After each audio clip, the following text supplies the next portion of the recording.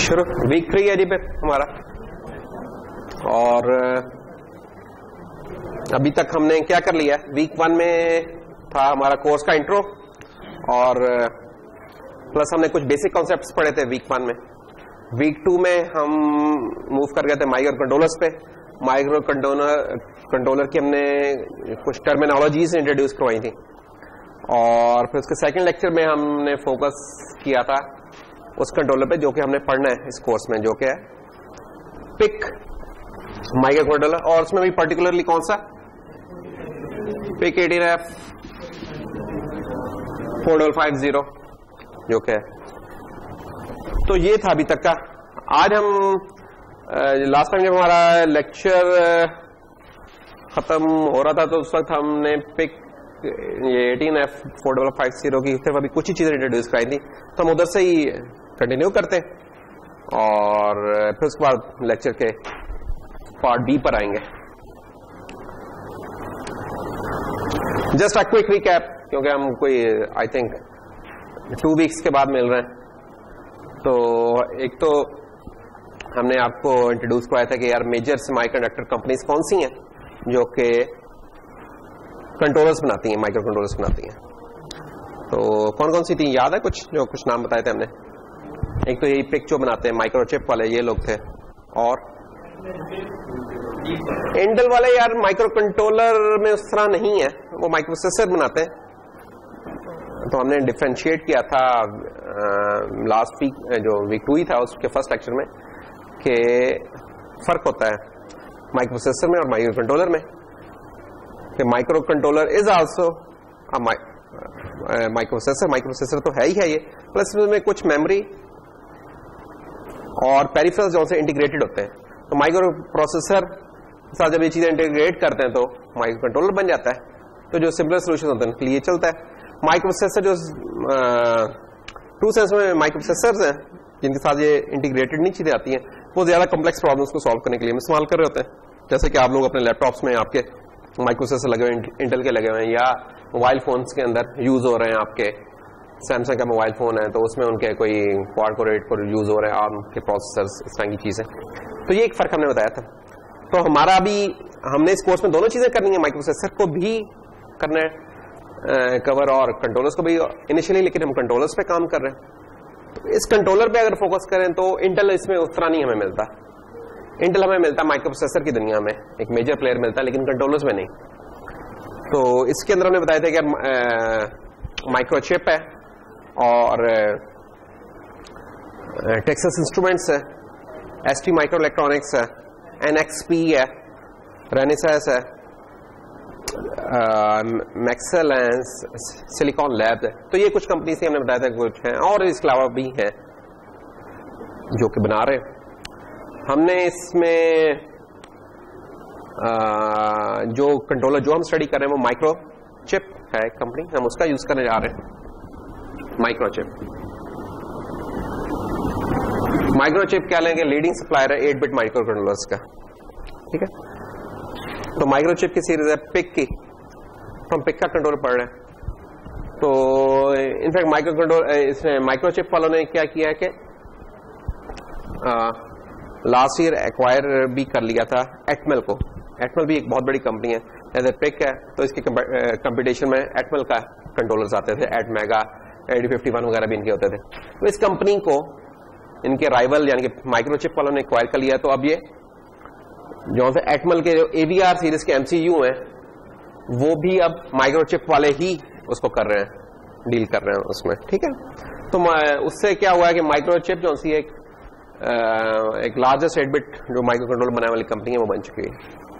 तो खैर हमने इनका चूज किया, और फिर इसमें हमने बताया था कि जो कंट्रोलर्स होते हैं वो उनकी एक क्लासिफिकेशन के मुख्तलिफ तरीके हो सकते हैं। एक जो एक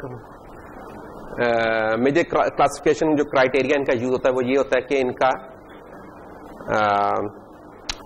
जो डेटा पाथ है या उनकी जो रजिस्टर साइज है वो कितने बिट का है, और वो चीज पे डिटरमिन कर रहा था बहुत सारे सेकेंडरी फीचर्स को। तो वो क्या हो सकते हैं, वो 8 बिट का, उसके हिसाब से अगर देखा जाए तो आपका कंट्रोलर 8 बिट का हो सकता है, 16 बिट्स का हो सकता है, 32 बिट्स का हो सकता है, ठीक है। तो हम जो इस कोर्स में कवर करने जा रहे हैं वो 8 बिट का माइक्रो कंट्रोलर कवर करने जा रहे हैं, ठीक। और उस 8 बिट के माइक्रो कंट्रोलर में अगर हम पिक में देखें तो पिक में क्या है जनाब, पिक में हमें सब फैमिलीज मिलती हैं 8 बिट के केस में भी, 10F, 12F, 16F, 18F। तो इसका फिर हमने डिटेल में इसको भी डिस्कस किया था, वो आप लेक्चर्स वगैरह चेक कर सकते हैं पिछले। हमने इसको भी डिस्कस किया था कि ये कैसी, ये क्लासिफिकेशन किस बेस पे हुई है। तो ये क्लासिफिकेशन बेसिकली हुई है कि आपका जो इंस्ट्रक्शन बस है या इंस्ट्रक्शन का साइज है वो कितने बिट है। तो इंस्ट्रक्शन का साइज अगर तो है आपका 12 बिट तो वो बेसलाइन में आता है, अगर 14 बिट है तो मिड रेंज में आता है, और 18F है 18 आर्किटेक्चर है तो एनहांस या 18 में आता है, ठीक है। तो इन सब में लेकिन कॉमन क्या चीज है कि इनका डेटा पाथ जो सा 8 बिट का है, सिर्फ इनका जो इंस्ट्रक्शन का पाथ है या इंस्ट्रक्शन की विड्थ है वो चेंज हो रही है कि बेसलाइन में 12 है, मिड रेंज या एनहांस मिड रेंज में 14 है और 18 वाले में 16 है।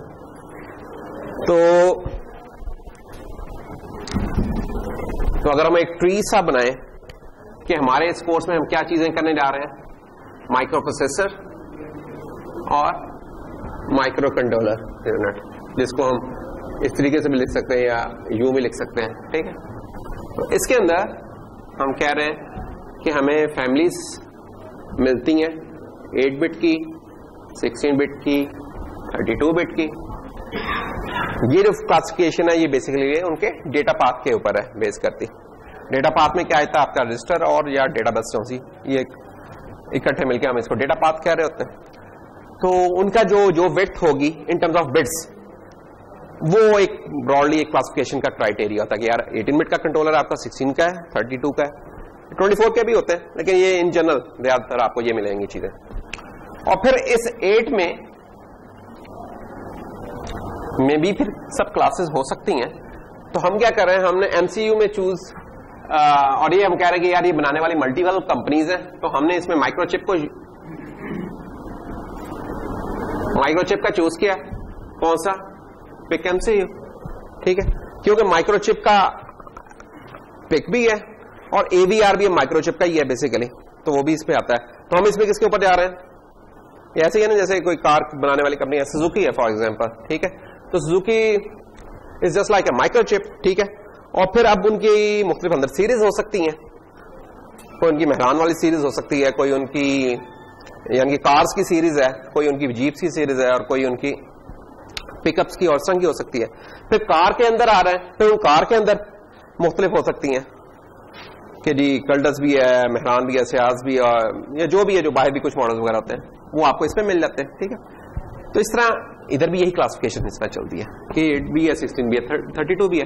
तो पिक के अंदर आए हैं, तो पिक के अंदर पिक 8 है, पिक 16 है, पिक 32 है। हम पिक 8 के ऊपर चल रहे हैं, और पिक 8 के अंदर भी फिर हम कह रहे हैं कि ये वाली है क्लासिफिकेशन के डिपेंड करता है कि इसमें आपका जो इंस्ट्रक्शन बस है वो 12 है, वो 14 है कि वो 16 है। ये डेटा पाथ की बात हो रही थी, ये इंस्ट्रक्शन पाथ की बात हो रही है कि इंस्ट्रक्शन की बिट कितनी है। तो हम इसके अंदर 16 जिसकी बिट की है, जो कि पिक 18 है, पिक 18, हम इस सीरीज के अंदर जाएंगे और इस पिक 18 के अंदर फिर हम जो पर्टिकुलर कंट्रोलर जिसके ऊपर काम करेंगे, बहुत सारी है रेंज उसमें भी, हम जिसके ऊपर काम करेंगे वो है पिक 18F 4550। तो आपको ये पता होना चाहिए कि हम कैसे इस रास्ते तक पहुंचे। तो 8 बिट के माइक्रो कंट्रोलर में माइक्रोचिप एक बड़ी है कंपनी, और अब इनको कंपटीशन मिल रहा है 32 बिट के माइक्रो कंट्रोलर से, ठीक है। तो 32 बिट के माइक्रो कंट्रोलर में जो बेसिकली पीछे कोर यूज होती है, जो डिजाइन यूज होता है पीछे, वो एक और कंपनी है जो कि है ARM। तो ARM वो कंपनी है जो कि एम्बेडेड की दुनिया में छाई हुई है कि उनके जो भी आपके मोबाइल फोन है, जिसके पास भी जिस भी कंपनी का मोबाइल फोन है, चाहे वो सैमसंग का है या क्यू मोबाइल है या किसी और का, तो प्रोसेसर के अंदर नाम आपको मुख्तलिफ नजर आएंगे, लेकिन जो पीछे मेन डिजाइन यूज हो रहा होता है वो किनका है भला, वो ARM का होता है। उसकी पैकेजिंग कह लेंगे, उसको मुख्तलिफ कर रहे हैं। एप्पल वाले भी उसको कर रहे हैं, A8 A9 प्रोसेसर करके बेच रहे हैं, सैमसंग वाले अपने हिसाब से करते हैं, हुआवे वाले अपने हिसाब से कर रहे हैं। पीछे डिजाइन किनका है? आर्म का है। और ये लोग क्या करते हैं कि मुख्तलिफ अपनी एप्लीकेशन के हिसाब से, रिक्वायरमेंट के हिसाब से, मार्केट के हिसाब से उसकी मुख्तलिफ फीचर्स के साथ चिप्स रोल आउट करते हैं और उनको यूज कर रहे होते हैं अपने फोन में।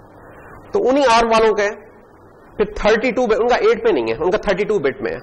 तो उनकी फिर सेल्स होती हैं कौन सी? M0, M1, M2, M3, M4, M7। तो ये इनके माइक्रो कंट्रोलर की एक सीरीज। एक तो वो है जो कि आपके मोबाइल फोन में यूज होते हैं, वो फुल फ्लैज प्रोसेसर्स हैं इनके, जिनके ऊपर आप ऑपरेटिंग सिस्टम्स वगैरह रन कर रहे हैं, बाकी चीजें एंड्रॉइड चल रहा है या iOS का सॉफ्टवेयर चल रहा है, जो भी है। और एक कंट्रोलर्स के लिए इन्होंने बनाया। तो इस कंट्रोलर के लिए भी इवन माइक्रोचिप वाले भी इनके डिजाइन लेके ये भी बनाते हैं, और जो अभी कंपनी उसके कुछ नाम मैंने बताए थे वो अपने भी बनाते हैं प्रोसेसर, और इनका डिजाइन लेके भी बनाते हैं। तो 32 बिट में आर्म के ये वाले जो डिजाइन है आर्म कंपनी के, उनकी मुख्तलिफ लोगों ने मुख्तलिफ अपने हिसाब से पैकेजिंग की हुई है, और ये बड़े तेजी से पॉपुलर हो रहे हैं। और शायद नेक्स्ट ईयर ये इसको अप्रोच कर लें 8 बिट की जो मार्केट है इसको, या इसको क्रॉस कर जाए, उसे अगले साल में तो कर ही जाएंगे 32 बिट की। सवाल फिर इसमें ये पैदा होता है कि हम क्यों 8 बिट के ऊपर काम कर रहे हैं और 32 बिट के ऊपर काम क्यों नहीं कर रहे हैं। तो उसकी एक जो वजह है वो ये है कि हम चाहते हैं कि बेसिकली आप से बोर्ड बनवाएं इसके कंट्रोलर के, जिसको आप लोग अपने प्रोडक्ट में इस्तेमाल करें। तो लोकल मार्केट में मसला ये कि कॉलेज रोड वगैरह के ऊपर देखें या कहीं और, तो हमें ये वाले मिलते नहीं है बेसिकली। ये बाहर से तो हम ऑर्डर करके मंगवा सकते हैं, या स्पेशली इन्हें करके मंगवा लें, मिल जाएंगे। अच्छा, अगर मिल भी जाए तो इनके पैकेजेस ऐसे हैं, ये बड़े स्मॉल फुटप्रिंट में होते हैं। तो इनके पैकेजेस ऐसे हैं कि शायद जिनका सोल्ड करना या जिनकी पीसीबी बनाना शायद आपके लिए उतना आसान ना हो। ठीक है, कॉस्ट इनकी कम है ये 32 बिट की, लेकिन कॉस्ट इनकी बात इससे भी कम होती है कि ये जो कंट्रोलर हम इस्तेमाल कर रहे हैं ये हमें शायद पड़ेगा 500 टू लेके शायद 600 रुपये तक का मिलेगा। और इसके अंदर ये जो कंट्रोलर है वो हो सकता है 100 से लेके 500, वो डिपेंड करता है हम कौन सा चूज कर रहे हैं। लेकिन इसका जो 100 रुपये वाला भी जो कंट्रोलर है वो इससे ज्यादा पावरफुल है 32, क्यों? वो 32 बिट का, उसके अंदर बहुत सारी चीजें हम कर सकते हैं, प्लेन सी में कोड लिख सकते हैं और बाकी चीजें। तो खैर ये वजह थी कि जिसकी वजह से हम इसके ऊपर आए और पैकेटिंग के ऊपर काम करें। तो ये एक जस्ट ब्रीफ सा रिकैप था कि किस वजह से हमने ये वाली चीजें की। फिर हमने इस फैमिली के फीचर्स देखे थे, और इस पिक 18 फैमिली का, इस फैमिली का एक जनरल हमने देखा था कि आर्किटेक्चर में क्या डोमेन एंड रेंजेस अवेलेबल है, कि प्रोग्राम मेमोरी कहां तक हो सकती है, इंस्ट्रक्शंस वगैरह कितनी हो सकती हैं, रोम साइजेस, डेटा रैम्स वगैरह वो कितनी हो सकती हैं, ये हमने एक जनरल देखा था। और फिर हमने जूम इन करते हुए जल्दी से हम पहुंच गए थे उस कंट्रोलर पे जिसके ऊपर हमने काम करना था, और फिर हमने उसकी डिस्कशन स्टार्ट कर दी थी। तो इसमें हम देख सकते हैं कि अगरचे हमने चूज कर लिया कि भाई ये वाला कंट्रोलर हम इस्तेमाल कर रहे हैं, उसके अंदर भी जब हमने उसको फिजिकली जब हमने उसको यूज करना है तो उसमें हमारे पास ये 3 ऑप्शंस हैं पैकेजेस की। ये उसके पैकेजेस हैं। जो सॉफ्टवेयर हम इसके लिए लिखेंगे वही सॉफ्टवेयर इसके लिए भी चलेगा, वही इसके लिए भी चलेगा। सॉफ्टवेयर में कोई फर्क नहीं है, उसके फिजिकल पैकेज का फर्क है। कहीं ये वाली चीज चल जाएगी, ठीक है, इसको शायद हम ब्रेडबोर्ड पे भी लगा लें, और लेकिन ये वाली चीज ब्रेडबोर्ड पे नहीं लगेगी, इसका हमें बोर्ड ही बनाना पड़ेगा, उसको सोल्ड करेंगे। या ये वाला जो QFN पैकेज है ये भी इस तरह ही सोल्ड करना पड़ेगा। अच्छा, ये वाले जो पैकेज होते हैं ये सस्ते होते हैं, इससे जिस भी पैकेज का एरिया ज्यादा लग रहा है उसकी कॉस्ट भी ज्यादा होती है, उसके जो इस तरह के काउंटर पार्ट्स होते हैं उसके। ये नॉर्मली साइजेस कम होते हैं, ये पैकेज साइज कम होते हैं, ये वाले पैकेज आपको थोड़ा बड़ा होता है। बड़ा होता है तो इसका फायदा ये होता है कि हम इसको ब्रेडबोर्ड वगैरह पे भी डायरेक्टली बात का लगाना चाहें तो लगा सकते हैं, या वेरो बोर्ड के ऊपर भी डायरेक्ट लगा लेते हैं, और इसके साथ डील करना आसान है। बीइंग अ स्टूडेंट हमारे लिए, बीइंग अ प्रोफेशनल ये अच्छी चीज नहीं है, वो हम फिर छोटे पैकेजेस पे या किसी और कंट्रोलर पे चले जाते होते हैं। ठीक है, तो ये हमारे 3 ऑप्शंस हैं, और ये फिर हमने इसकी डिटेल में चले गए थे कि इसके इन जनरल फीचर्स क्या है, कि इसमें प्रोग्राम मेमोरी की टाइप क्या है, फ्लैश है, प्रोग्राम मेमोरी कितनी है 32 किलोबाइट। अब ये कुछ टेबल आप भी रीड कर सकते हैं, लेकिन इसमें बात यह है कि बिटवीन द लाइन क्या है इसके अंदर। ये जो मुख्तलिफ स्पेसिफिकेशन लिखी हुई है आपको बिटवीन द लाइन पढ़ना आना चाहिए कि ये जो मुख्तलिफ स्पेक्स हैं ये किस तरह आपकी एप्लीकेशन को अफेक्ट करेंगे। ठीक है, इन दी एंड क्या है, ये कंट्रोलर जो हम पढ़ रहे हैं किस लिए पढ़ रहे हैं? इसलिए हम पढ़ रहे हैं कि हम कुछ चीजों को, टास्क जो से हैं उनको ऑटोमेट कर सकें, कुछ सेंसर्स लगा के कोई डेटा उनका कलेक्ट कर सके, उसके बेस के ऊपर कोई डिसीजन कर सकें। ठीक है, इस तरह के काम हमने करने हैं। कहीं हमने लेट से अगर किसी इलेक्ट्रॉनिक्स के साथ, किसी चीज के साथ इंटरफेस करना है डिजिटल वर्ल्ड का, तो वहां हमने इनको यूज करना है। तो बहुत सारी एप्लीकेशंस हैं, बहुत सारी एप्लीकेशंस हैं। तो हमने कैसे चूज करना है कि हम कौन सा कंट्रोलर इस्तेमाल करें? उसके लिए एक तो हमें अपनी एप्लीकेशन की अंडरस्टैंडिंग है, उसकी कम्प्लेक्सिटी का आइडिया, और प्लस हमें पता हो कि वहां हमें पेरिफेरल्स किस तरह के चाहिए होंगे, जो प्रोग्राम जो कि उसके ऊपर चलना है वो कितना कॉम्प्लेक्स हो सकता है। ये वाली चीजें फिर डिसाइड करेंगे कैसे। अब फॉर एग्जाम्पल अगर हम ये पहली लाइन देखें कि प्रोग्राम मेमोरी टाइप इसकी क्या फ्लैश है। अब ये फ्लैश तो आपने यूज की हुई है, जो भी आपकी यूएसबी की डिस्क होती है वो सारी फ्लैश मेमोरी होती है उसके अंदर। ठीक है ना। फ्लैश से पहले क्या होता था by the way? CD ROM, वो तो खैर अभी भी होती है, अभी भी पैरेलल में चल रही होती है, उतनी नहीं अब चल रही। फ्लॉपी होती थी, है ना। तो फ्लॉपी शॉपी वो चीजें होती थी। फ्लॉपी वगैरह होती थी मैग्नेटिक मीडिया, जैसे वो केसेट्स होती थी या वीसीआर की होती थी केसेट्स, वीएचएस वगैरह। वो क्या होती थी, टेप होती थी और टेप के ऊपर चीजें स्टोर हो रही होती थी। लेकिन उनका मसला ये होता था, जैसे जो टेप होती थी, तो टेप का तो ये मसला होता है कि उसमें आप सीक्वेंशियल रीड राइट कर रहे होते हैं, उसमें उस तरह रैंडमली मूव करना, तो हेड स्पिन करके उसे लेके जाता टेप को दूसरी जगह, फिर आप करते थे और फिर उसकी टेप खराब होती थी। कोई मैग्नेट करीब ले आए या कुछ और धूप लग गई, कुछ और या चला आपने 10 दफा एक सॉन्ग सुन लिया, 11वीं दफा जाके वो घिसना शुरू हो जाता था। या कोई मूवी, आप तो उस दौर में नहीं रहे, मूवी कोई ज्यादा चल गई, कोई रेंटल पे ली हुई है, तो वो 15-20 मूवी के बाद वो कहते थे प्रिंट घिसना शुरू हो गया। वो घिसते घिसते वो बस खत्म हो, फिर कहते थे यार मास्टर प्रिंट से एक और कॉपी बनाओ, है ना।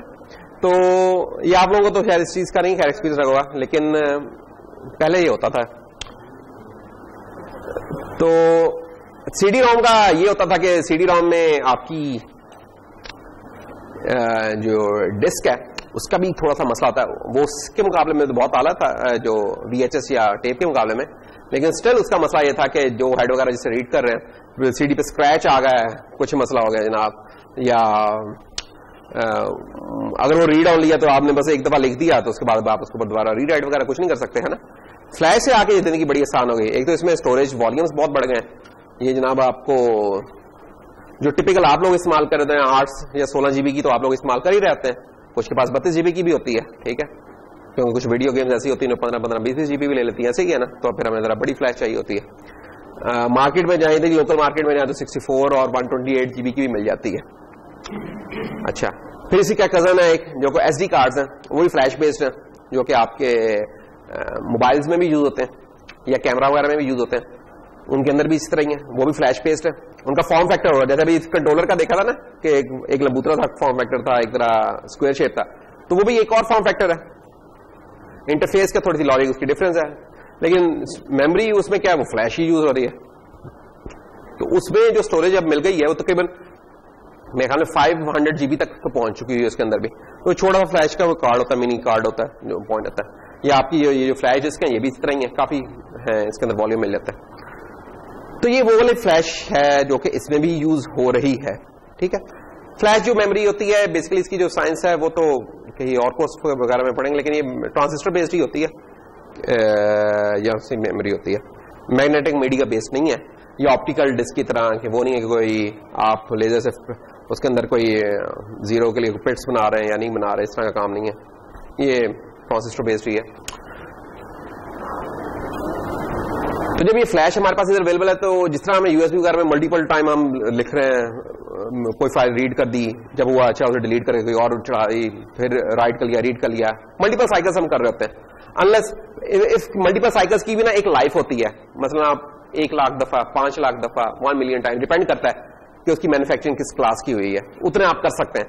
वो जब हो जाता है तो उसके बाद आपकी फ्लैश को कभी भी फारिग हो सकती है, लेकिन स्टिल ये इतना टाइम होता है कि जितने आपके 3-4 साल बड़े सहूलत से गुजर जाते हैं। यही फ्लैश का एडवांटेज यहां भी होता है। हमने जो कंट्रोलर्स का पहला लेक्चर पढ़ा था, तो हमने उसमें देखा था कि जो मेमोरीज थी ना उसकी टाइप थी, प्रोग्राम EEPROM थी, उसमें UV प्रोग्रामेबल थी मेमोरी, और इस तरह के थे। जिन्हें एक स्पेशल प्रोग्रामर पे लगा के पहले प्रोग्राम किया जाता था, फिर करते थे, फिर दोबारा करना था, फिर उन्हें निकाल के करते थे, या फिर कोई स्पेशल डिवाइसेस चाहिए होते थे प्रोग्राम करने के लिए। इसमें ऐसा नहीं है। ये जो कंट्रोलर हम इस्तेमाल कर रहे हैं फ्लैश बेस्ड है, जस्ट नाम आप लगाएंगे, प्रोग्रामर साथ होगा। जो प्रोग्रामर आजकल छोटा सा प्रोग्रामर बंदा खुद ही बना सकता है, कोई स्पेशल हार्डवेयर लेने की जरूरत नहीं है। या हमारे पास क्या है, लैब के अंदर डिबगर्स और वो मौजूद है इनके ना पिक वालों के, आप उनके थ्रू से प्रोग्राम कर सकते हैं। कोई आपको और स्पेशल इसके अलावा चीज नहीं चाहिए होती। और इस प्रोग्राम मेमोरी का साइज कितना है, 32 किलोबाइट है। 32 किलोबाइट है। तो इसका मतलब क्या हुआ, इसका मतलब यह हुआ कि जो पिक 18 था, इसका भी हमने थोड़ी देर पहले बताया था कि इसमें जो इंस्ट्रक्शन बस थी उसका साइज 16 बिट्स था। तो 16 बिट्स है, तो 16 बिट्स का मतलब क्या हो गया कि एक बाइट में 8 बिट्स हो गई हमारी। तो कितनी हो गई, हर इंस्ट्रक्शन इसकी 2 बाइट्स की है, कि जो भी एक इसकी समली की इंस्ट्रक्शन लिखी हुई होगी वो 2 बाइट्स की होगी। तो इसका क्या मतलब होगा कि 32 किलोबाइट की जो मेमोरी है, इसमें कितनी इंस्ट्रक्शंस आ सकती हैं theoretically speaking at maximum. 32 kilobyte को अगर हम डिवाइड कर दें 2 से, तो हमारे पास 16 किलो इंस्ट्रक्शंस आ सकती हैं। मैं बाइट्स नहीं अब कहूंगा, अब 16 किलो इंस्ट्रक्शंस को कहूंगा रफली स्पीकिंग, जो एक्यूरेट नहीं है इतना, क्योंकि कुछ इंस्ट्रक्शन शायद बड़ी भी हो। हम कह सकते हैं कि हमारा रफली स्पीकिंग जो कोड हो सकता है वो कह लें कि उसका साइज 16,000 लाइंस से ज्यादा नहीं होना चाहिए। 16,000 लाइंस बहुत ज्यादा होती है ना, लेकिन ये असेंबली की लाइंस की बात हो रही है कि एक असेंबली की इंस्ट्रक्शन एक इंस्ट्रक्शन पे मैप हो रही होगी। तो सी में बात का ये होता है कि सी जिसके अंदर हम प्रोग्राम कर रहे होंगे इसको, तो उसमें एक सी की लाइन असेंबली की 3 या 4 लाइनों के बराबर भी हो सकती है। ठीक है, तो इसको अगर लेट से अगर मैं 3 या 4 से डिवाइड कर दूं, तो एक और मुझे क्रूड सा मैयर मिल जाएगा यार, तकरीबन 4000 सी की लाइंस मैं लिख सकता हूं। स्टिल ये बहुत है। जो भी एप्लीकेशन जिस पे हमने काम करना है ना, जो भी हम प्रोजेक्ट कर रहे होंगे, उसके लिए मोर देन एनफ है। अनलेस अगर हम कोई बहुत ही बड़ी सी कोई तगड़ी सी लाइब्रेरी ना यूज करने लगना है, तब ये होगा। मसलन जब हम यूज करेंगे कोई एलसीडी की लाइब्रेरी यूज करेंगे, तो शायद 400 या 300 लाइंस वो खा जाए। अगर हम कोई यूज करेंगे वाईफाई वगैरह को चलाने के लिए, या कोई और तरह का पेरिफेरल यूज करेंगे, हो सकता है 200-300 लाइंस ऑफ कोड होगा। तो इस तरह है, लेकिन स्टिल वो जितने भी हैं वो इतनी नहीं है, वो हमारे काम के लिए काफी होंगे। तो ये बताने का मकसद क्या था कि आपको कि फी की जो 3-4 हजार लाइन है, इससे अब आपको आइडिया हो सकता है। इससे तो आपको इतना नहीं पता चला कि प्रोग्राम का साइज ये 32 किलोबाइट कितना क्या है। लेकिन जब मैं सी की सेंस में कह रहा हूं या C++ की सेंस में कह रहा हूं यार ये उसकी 3 या 4 हजार लाइन्स बनेंगी, तो अब आप कह सकते हो कि यार हमने जो आज तक प्रोग्राम लिखे हैं वो कितने 100 लाइनों के लिख लिए, 200 लाइनों के लिख लिए, 300 लाइनों के, तो ठीक है, ये मोर देन एनफ होगी। तो ये है बिटवीन द लाइन इसको पढ़ने का तरीका। फिर इसकी स्पीड कितनी हो सकती है मैक्सिमम, इससे कम पे हम कर सकते हैं, चला सकते हैं इसको। मैक्सिमम कितनी हो सकती है, 12 मिप्स। मिप्स स्टैंड्स फॉर, ये बताया था कि मिलियंस ऑफ इंस्ट्रक्शंस पर सेकंड, कि एक सेकंड में कितनी इंस्ट्रक्शंस हम एग्जीक्यूट कर सकते हैं एक सेकंड में। इसको आपने कंफ्यूज नहीं करना मेगाहर्ट्ज से। एक चीज मेगाहर्ट्ज मिलेगी और एक चीज ये मिप्स है। मेगाहर्ट्ज क्या होता है, ये तो वही है जो कि फ्रीक्वेंसी का यूनिट होता है मेगाहर्ट्ज, जो कि बताता है कि एक सेकंड में कितने किसी चीज के साइकिल्स हो गए। ठीक है, तो यहां जो ये मिप्स लिखा हुआ है, 12 MIPS is not equal to 12 megahertz. In this case कुछ प्रोसेसर ऐसे मिलेंगे कि जहां मेगाहर्ट्ज और मिप्स बराबर होते हैं। इस केस में केस कंट्रोलर पे ऐसा नहीं होता, वो हम देखेंगे आज कि क्यों ऐसा नहीं होता। तो 12 million instructions is not equal to saying that it's 12 megahertz. ठीक है, इसके बारे में थोड़ा सा आगे जाके बता देंगे। तो खैर, अगर हम 12 मिलियन इंस्ट्रक्शंस की बात करें, कौन सी इंस्ट्रक्शंस की बात हो रही है, ये जो इंस्ट्रक्शन हमने लिखी थी ना, कि एक प्रोग्राम, जब भी हम कोई प्रॉब्लम सॉल्व करने लगेंगे तो प्रोग्राम लिखेंगे। वो प्रोग्राम क्या होता है, एक सीक्वेंस ऑफ इंस्ट्रक्शंस होता है। ये उस इंस्ट्रक्शंस की बात हो रही है। वो जितनी इंस्ट्रक्शंस हम लिखेंगे या लाइंस ऑफ कोड लिखेंगे, एक तो वो चीज हमारी मेमोरी बता रही होंगी, दूसरा चीज वो बताएंगी कि इस प्रोग्राम को चलने में कितना टाइम लगेगा। ठीक है, तो एक चीज हमने काम करना है, लेट से हम कहते हैं कि इस पंखे की स्पीड मेजर करनी है, उसके लिए हमने कोई कोड लिखा है और वो क्या करता है कि सेंसर से सेकंड के अंदर कोई 20 दफा डेटा लेके आता है। तो अब हम चाहेंगे कि एक सेकंड के अंदर जो 20 हम रीडिंग्स लेके आए हैं उनको एक सेकंड के अंदर अंदर ही प्रोसेस कर लें। अगर नहीं करेंगे तो क्या होगा, ये ऐसे ही है ना कि कोई फाइल लेके आया हमारे पास काम करने के लिए, और इससे पहले कि अगली फाइल है मैंने उस फाइल पे साइन करके आगे फेंक दिया। लेकिन अगर मैं स्लो हो रहा हूं, चाय पीने लग जाऊंगा, तो होगा क्या, उधर से तो बंदा हर 5 मिनट बाद एक फाइल लेके आया जा रहा है। थोड़ी देर में फाइल होगा, इस तरफ हम बार बनने लगे, ये वाली ट्रे भरती रहेगी और ये वाली ट्रे भी खाली होगी। तो एक टाइम आएगा जब चोक कर जाएगा, ठीक है, बफर मेरा जो सा होगा वो रखने का, गिरने लग जाएंगी। मैं कहूंगा यार बस पहले मुझे ये वाली निपटाने दो। तो सबसे अच्छा तरीका क्या होगा कि जितनी देर में अब अगली फाइल ने आना है उसके बीच बीच में मैं उसे प्रोसेस कर लूं। अगर मैं ये काम कर लेता हूं तो ये हम कहते हैं कि हमने काम रियल टाइम में परफॉर्म कर लिया है। एक टर्म हम बार बार यूज करेंगे इस कोर्स में, रियल टाइम। रियल टाइम में जैसे फॉर एग्जांपल इस वक्त जो मैं बोल रहा हूं वो चीज रियल टाइम में रिकॉर्ड हो रही है। वो ये नहीं होता कि हर 1 मिनट बाद वो कहे रोक के 1 मिनट जी जरा थोड़ा सा भी रिकॉर्ड हो रहा है, हो गया चले जी दोबारा बोलना शुरू, ऐसा नहीं है। रियल टाइम में रिकॉर्ड हो रहा है। जिस रेट पे मैं बात कर रहा हूं उस रेट पे या उससे ज्यादा के ऊपर, यानी कि वो इस हिसाब से रिकॉर्ड करा कि जब मेरे अगले सैंपल आने लगे वो पीछे चीज रिकॉर्ड हो चुकी होती है। वीडियो भी ऐसे ही हो रही है कि इसमें रिकॉर्ड हो रही है, ठीक है। तो जब इस तरह हो रहा है तो रियल टाइम को डिफाइन करने का एक क्रूड सा मेथड क्या होता है कि अगर आप प्रोसेसिंग अपने जो भी नेक्स्ट सैंपल है आने से पहले किसी चीज को प्रोसेस या उस फ्रेम को आने से पहले प्रोसेस कर लेते हैं तो वो आपका सिस्टम रियल टाइम है। और अगर आप नहीं कर पाते तो आपका सिस्टम रियल टाइम नहीं है। एग्जाम्पल इसकी क्या हो सकती है, एग्जाम्पल इसकी ये हो सकती है कि अगर मैं कोई लेट्स से वीडियो फाइल है, उस वीडियो फाइल को अगर आप कोई भी मूवी है उसे देखने लग जाए तो अगर तो बीच में जरा रुकने लग जाए, झटके से मारने लग रहा है, तो आप क्या चेक करते हैं कि यार या तो फाइल करप्ट हुई है, ठीक है, या मेरा सिस्टम स्लो चल रहा है कि उसमें कोड को इस तरह का हुआ है। तो जरा अच्छे सिस्टम पे वो अच्छी चल रहती है। या वीडियो गेम ही जैसे होती है कि अगर रुक के चले तो आप कहते हैं यार तेज नहीं, जरा तेज सिस्टम लगाते हैं। अच्छा, लेकिन अगर वही फाइल मैंने बनानी हो तो फिर शायद मेरा वो सिस्टम जो उसे प्ले कर रहा था वो बनाने में ज्यादा टाइम ले लेगा। जैसे अब ये जो वीडियो बन रही है इसको मैं जब देखना चाहूंगा तो मैं रियल टाइम में देख रहा हूंगा कि जिस हिसाब से मैं बोल रहा हूं देखने वाला भी उसी तरीके से देखेगा। लेकिन जब मैंने इसकी कंप्रेशन करनी है तो शायद इसकी कंप्रेशन के ऊपर मुझे आधा घंटा लग जाएगा या पौना घंटा लग जाएगा कुछ और। ये सब कंप्रेस नहीं हो रही वीडियो, ये रॉ तरीके से ही सेव हो रही है, ठीक है ना। तो इसकी एनकोडिंग रियल टाइम नहीं है, वो एक अलग सिस्टम पे जाकर लगानी पड़ेगी। लेकिन इसकी जो डिकोडिंग है, जो प्लेबैक है, वो रियल टाइम में हो रहा है कि उसमें कोई मसला नहीं होता। तो इस तरह हमारे कुछ रियल टाइम सिस्टम हो सकते हैं। अच्छा, रियल टाइम कोई ऐसे सिस्टम की रिक्वायरमेंट हो सकती है कि जिसमें शायद हमें 10 मिनट बाद एक सैंपल प्रोसेस करना है। जैसे टेम्परेचर सेंसर है, टेम्परेचर तो हमारा हर सेकंड में चेंज नहीं हो रहा, कमरे का, किसी बॉयलर का तो हो सकता है लेकिन कमरे का नहीं हो रहा। तो शायद 10 मिनट बाद ही कर ले तो बड़ी जल्दी हम कर रहे हैं। तो इसका क्या है कि 10 मिनट बाद टेम्परेचर एक सैंपल आया तो अगले 10 मिनट बाद फिर अगला सैंपल आएगा। तो उस 10 मिनट के अंदर अंदर उस सैंपल के साथ खेल के मैं जो डिसीजन लेने थे ले लूं।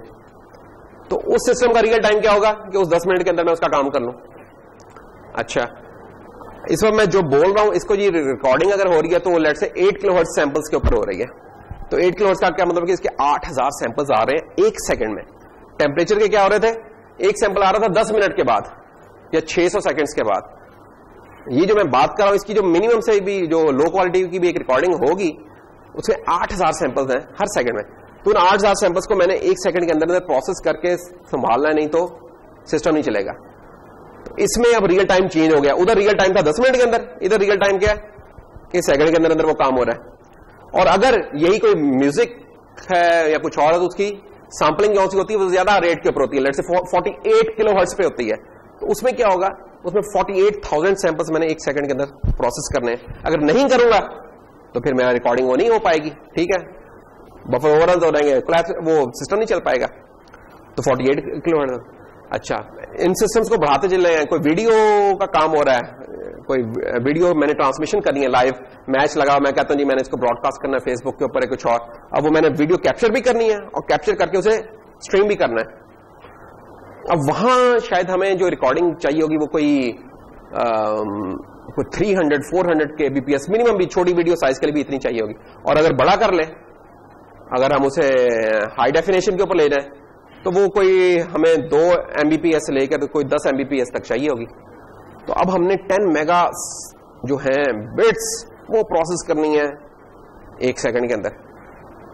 तो हमने ये देखना होगा कि हमारा सिस्टम क्या डिमांड कर रहा है, उस हिसाब से रियल टाइम होगा। ठीक है, इधर हम क्या कह रहे हैं कि इधर हमारा सिस्टम केपेबल है कि 12 मिलियन इंस्ट्रक्शंस एग्जीक्यूट कर सकता है 1 सेकंड में। अगर कंप्लेक्सिटी इससे ज्यादा हुई तो इसकी माजरत है हमारी तरफ से। अब ये 12 मिलियन इंस्ट्रक्शंस कैसे ट्रांसलेट होगी, अभी थोड़ी देर पहले एग्जांपल दी थी आपको कि टेम्परेचर सेंसर क्या कर रहा है, लेट्स से अगर वो 10 मिनट में एक रीडिंग ले रहा है, 1 रीडिंग, ठीक है, तो पर सेकंड क्या होगी इसकी रीडिंग?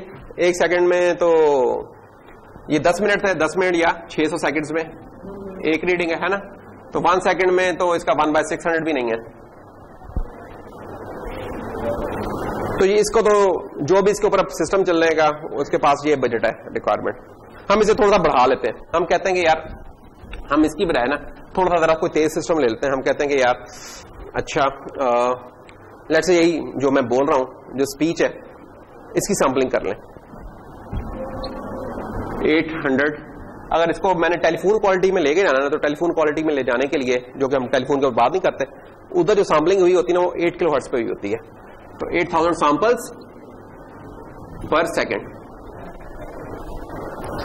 अब इधर इन 8000 सैंपल्स को अगर मैंने प्रोसेस करना है 1 सेकंड के अंदर, तो मुझे एक सैंपल को प्रोसेस करने के लिए कितना टाइम अवेलेबल होगा?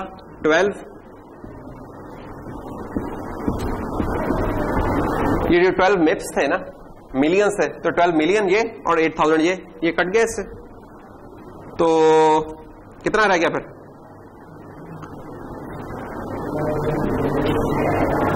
8 1 8 और 8 5 1500।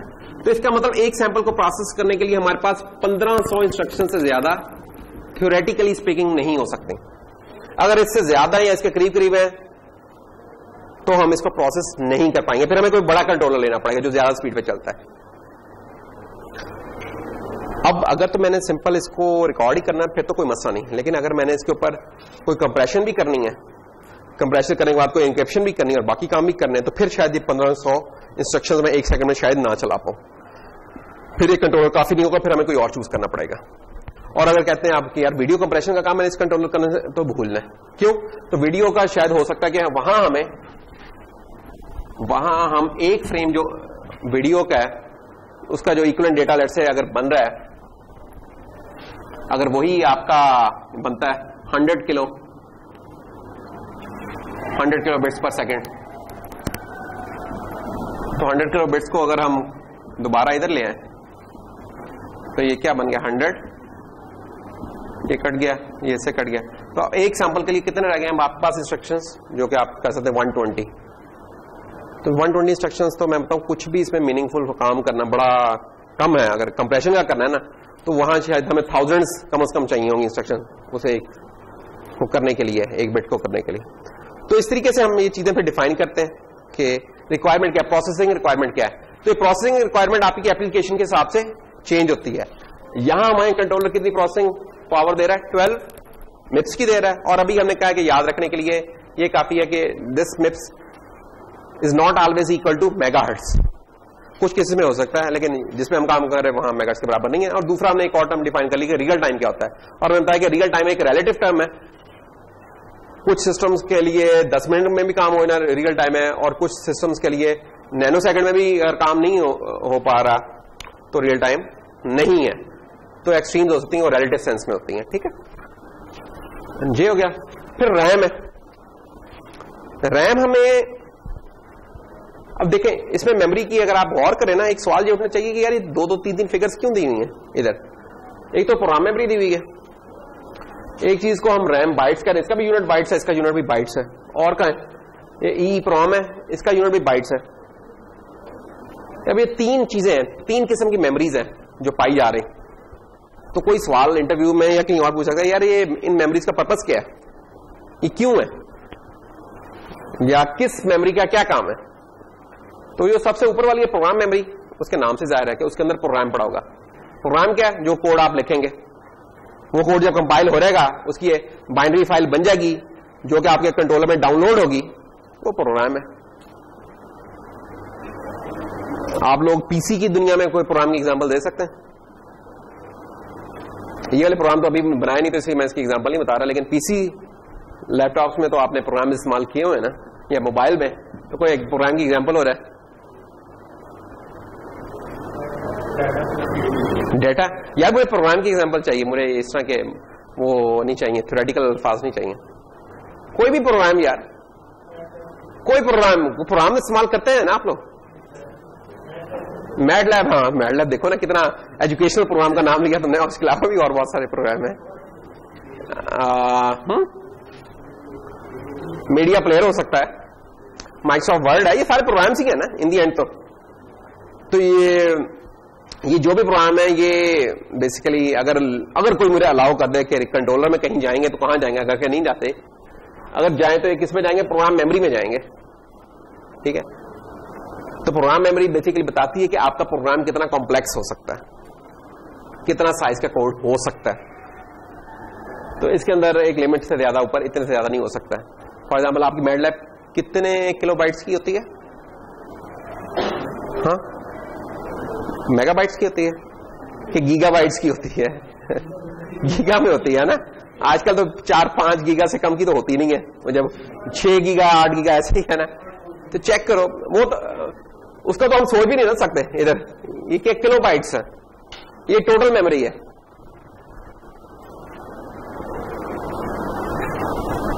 हमारा जो पीसी होता है उधर तो प्रोग्राम आपके हार्ड डिस्क में बेसिकली पड़े होते हैं, जो कि कुछ गीगाबाइट्स में होती है, और जब चलाने होते हैं तो लोड होके मेमोरी में आ जाते हैं, रैम में आ जाते हैं, लोड होके रैम में आते हैं। ये वाली रैम है।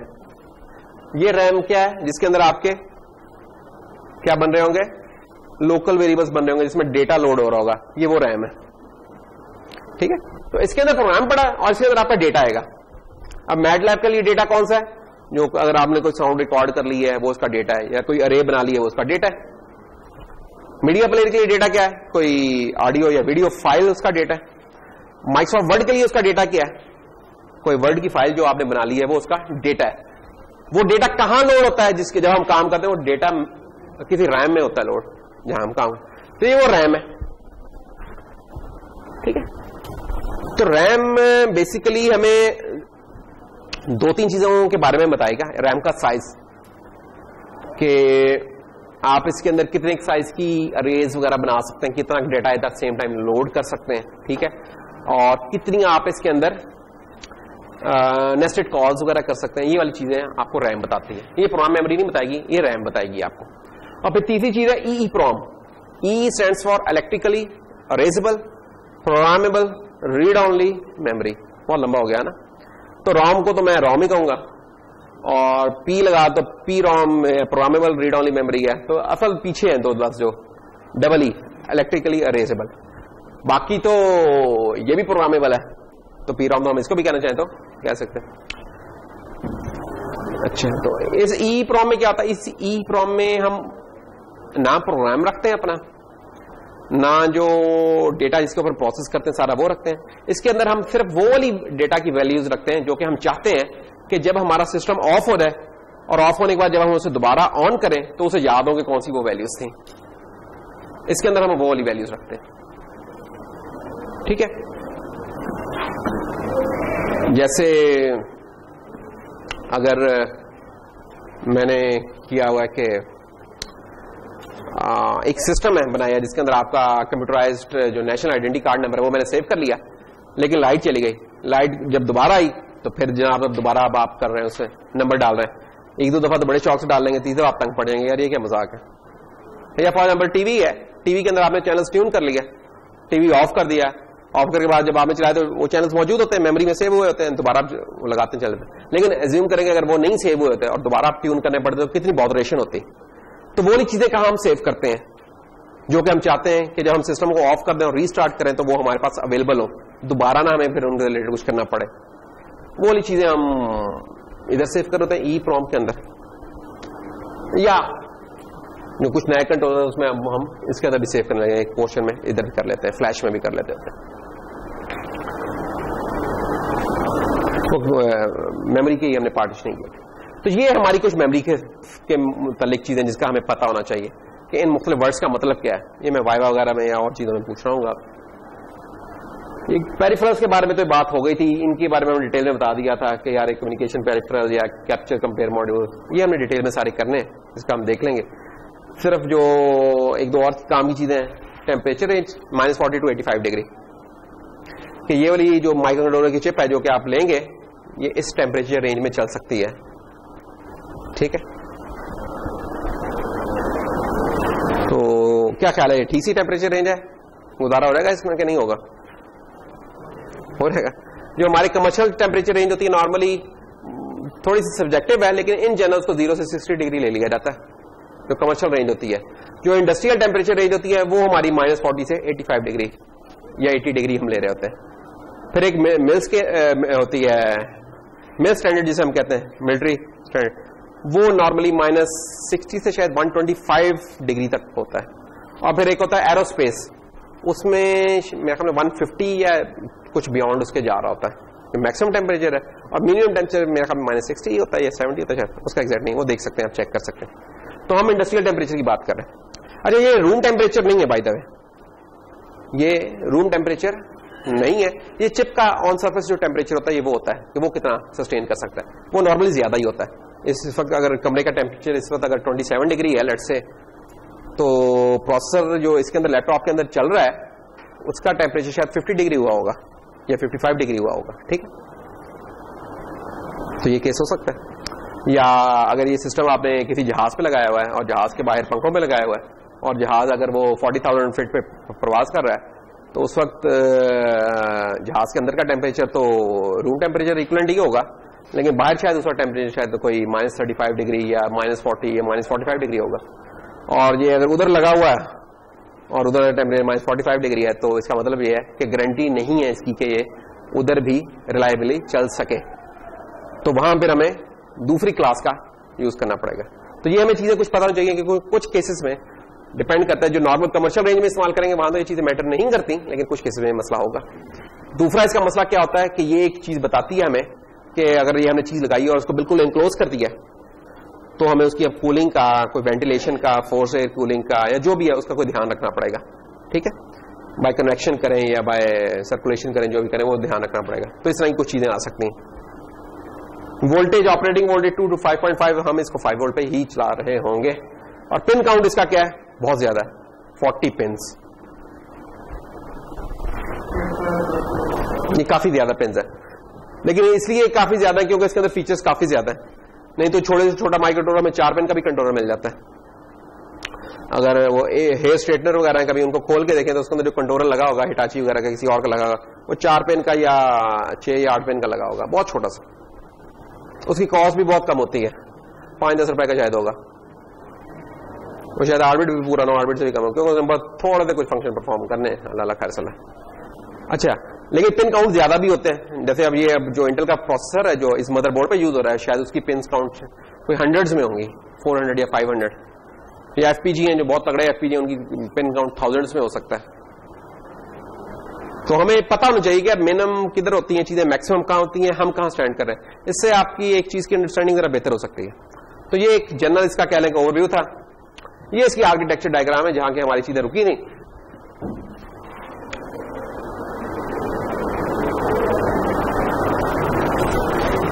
ओवरऑल पिक 18F का ये आर्किटेक्चर है जो कि दूर से कुछ नहीं नजर आ रहा है। ये आ रहा है नजर आ रहा? चलो जस्ट ट्रस्ट में क्या क्या चीजें मैं बताने लगा हूं, ठीक है। ये कुछ ई प्रोम है, पेरिफेरल्स हैं कुछ बताए हुए इधर, और ये कुछ सेफ्टी फीचर्स कह सकते हो आसान अल्फाज में, कि वाइड अप टाइमर है, ब्राउन आउट का रीसेट है, जो कि हमने चीजें पहले डिस्कस की हैं, ये उससे रिलेटेड कैपेबिलिटीज है यहाँ। ये बेसिकली आपका है ALU साहब, जो कि कोर ऑफ द प्रोसेसर है, कोर प्रोसेसर है वो ये CPU जो सा वो ये चल रहा है। ALU है, इसमें मल्टीप्लायर का यूनिट भी लगा हुआ है, एडर वगैरह वो यहाँ लगे हुए हैं, और मेमोरी के साथ भी इंटरफेस यहाँ से आ रहा है उठ के। ये मुख्तलिफ मेमोरीज हैं हमारी, उनसे लाइंस आ रही हैं, और प्लस जो पोर्ट्स थी हमारी एक्सटर्नल पोर्ट्स हैं, उनकी भी लाइंस यहाँ इंटरफेस हो रही हैं। ये एक जनरल डायग्राम है। किसी भी कंट्रोलर के बारे में अगर कुछ कंफ्यूजन हो तो उसकी ये आर्किटेक्चर डायग्राम देख लें, ये एक फाइनल चीज होती है। ये उसी चीज को दो हिस्सों में तोड़ लिया हुआ है ताकि अब आप जरा अच्छे तरीके से देख सके। तो ये वो एरिया था जहां मैं बता रहा कि आपकी मेमोरी से रिलेटेड चीजें पड़ी हुई हैं, program memory, stack, data memory जो 2 किलोबाइट की थी, प्रोग्राम मेमोरी जो हमारी 32 किलोबाइट की है इधर, और ये जो लाइंस हैं बेसिकली इधर से उठ के ये किधर जा रही हैं, ये जनाब अगर हम नेक्स्ट पेज पर आए तो ये हमारी वो लाइंस इधर ALU पे आ रही हैं। प्रोग्राम काउंटर बेसिकली बता रहा होता है कि नेक्स्ट इंस्ट्रक्शन कौन सी होगी, वो उठा के लोड करके लेके आते हैं, उसे जो ऑपरेंड्स चाहिए होते हैं वो डेटा मेमोरी से आते हैं और उसको प्रोसेस करके रिजल्ट आ रहता है। अच्छा, ये वाला जो साइकिल है ना, ये जो मैंने क्विकली एक बता दिया है, इसको मैं थोड़ा डिस्कस करना चाहूंगा ताकि आपको थोड़ी सी इनसाइट क्लियर हो जाए कि प्रोग्राम चलता कैसे है।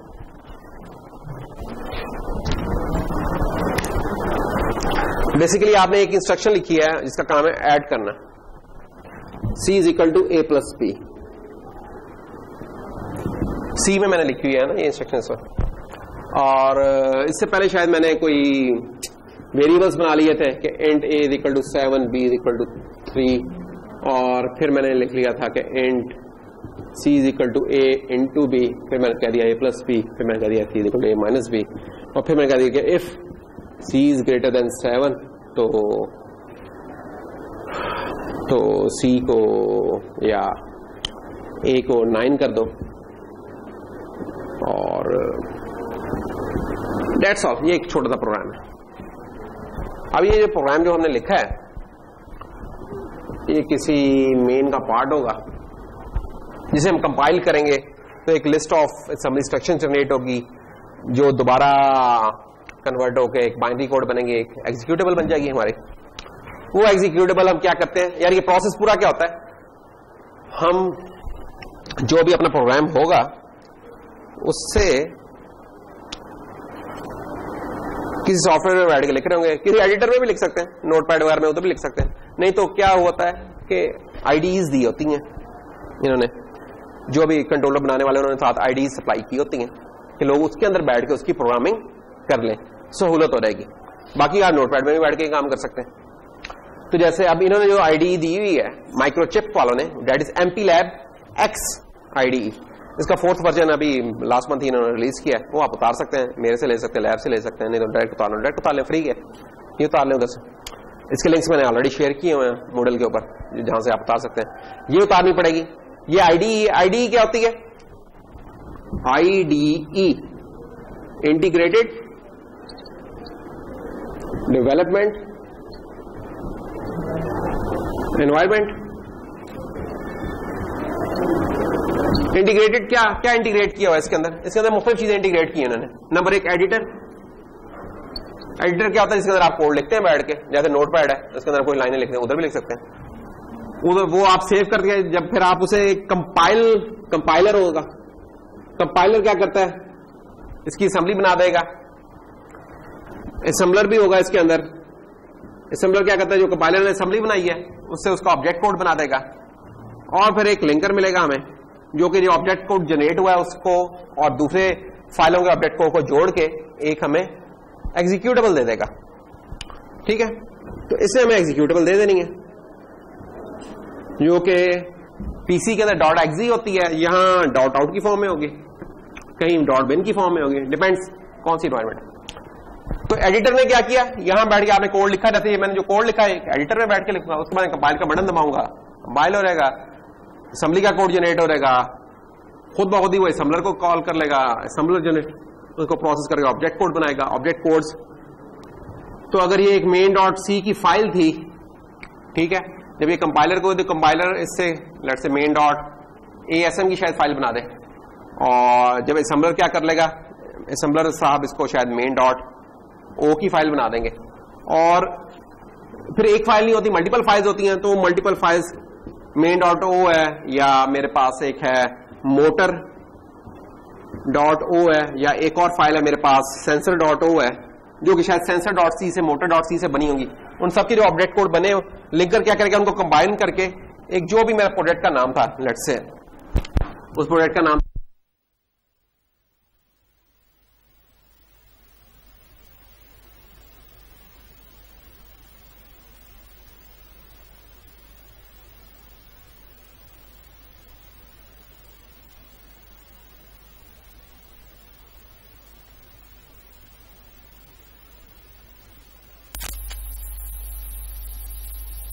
एक तो इंस्टॉलर होता है, इंस्टॉलर जब इंस्टॉल हो जाता है, जब उसे फिर हम क्लिक करते हैं तो एप्लीकेशन रेडी होती है चलने के लिए। कंट्रोलर पे वो कैसे चलती है, कंट्रोलर पे हमें वो कंट्रोलर पे डाउनलोड करनी पड़ती है, वो पीसी के लिए नहीं बनती, ठीक है। क्रॉस कंपाइल्ड होती है वॉलीफाई, वो कंट्रोलर पे डाउनलोड करते हैं। कंट्रोलर पे जब डाउनलोड करते हैं तो वो क्या होता है, उसकी प्रोग्राम मेमोरी में चली जाती है। तो ये जो भी कोड था इसके करस्पॉन्डिंग कुछ इंस्ट्रक्शंस बनी होंगी, 15, 20, 40, 50 जितनी भी, वो इंस्ट्रक्शन प्रोग्राम मेमोरी में चली गई। फिर जब हम कंट्रोलर को स्टार्ट करते हैं तो कंट्रोलर का एक स्टार्टअप एड्रेस होता है, वहां से कंट्रोलर स्टार्ट होता है चलना, और एक एक करके फिर इंस्ट्रक्शन उठाता जाता है। एक इंस्ट्रक्शन उठाता है, उसे एग्जीक्यूट करता है, फिर अगली उठाता है, उससे एग्जीक्यूट करता है, फिर उससे अगली उठाता है, अनलेस के फाइनल स्टेटमेंट आ जाती है जिसपे जाके वो खत्म कर जाता है। ये एक पूरा प्रोग्राम का लाइफ साइकिल होता है कि कैसे प्रोग्राम बनता है और चलता कैसे है। अच्छा, अब वो प्रोग्राम जब हमारा प्रोग्राम मेमोरी में आ गया तो होगा क्या, वो इस प्रोग्राम मेमोरी में आ जाएगा। ये प्रोग्राम मेमोरी है, जब हम डाउनलोड करेंगे प्रोग्राम वो इधर आ जाएगा। इधर से क्या होगा, इधर से एक एक करके सीक्वेंस में पड़ी होंगी। प्रोग्राम क्या होता है, सीक्वेंस ऑफ इंस्ट्रक्शंस होती हैं बेसिकली, एक एक करके वो इंस्ट्रक्शन आती है, एग्जीक्यूट होती है, फिर अगली आती है, फिर अगली आती है। उसका हिसाब कौन रख रहा होता है, उसका हिसाब रख रहा होता है प्रोग्राम काउंटर। प्रोग्राम काउंटर बताता है कि यार नेक्स्ट जो सी इंस्ट्रक्शन है वो कौन सी लेके आनी है इधर से, ठीक है।